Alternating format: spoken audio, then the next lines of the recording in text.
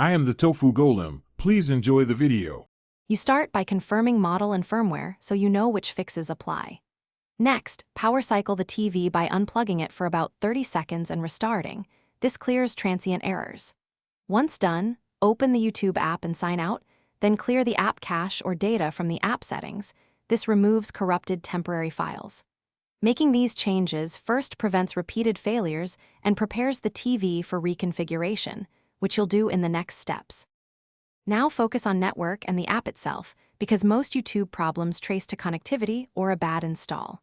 Run the TV's network test and note latency and DNS errors. If ping or DNS fails, restart your router. Remove or uninstall the YouTube app, then reinstall the latest available build from the Panasonic App Store to ensure compatibility. If DNS looks slow or unreliable, manually set DNS to 8 or 1. Finish by signing back into YouTube and testing playback at low, medium, and high resolutions so you can see where failures occur.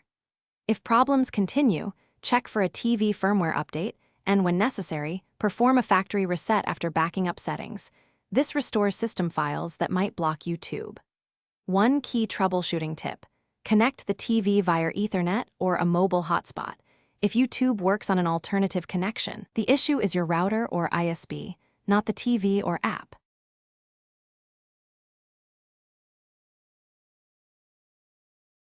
Thanks for watching. Consider subscribing if we helped you today.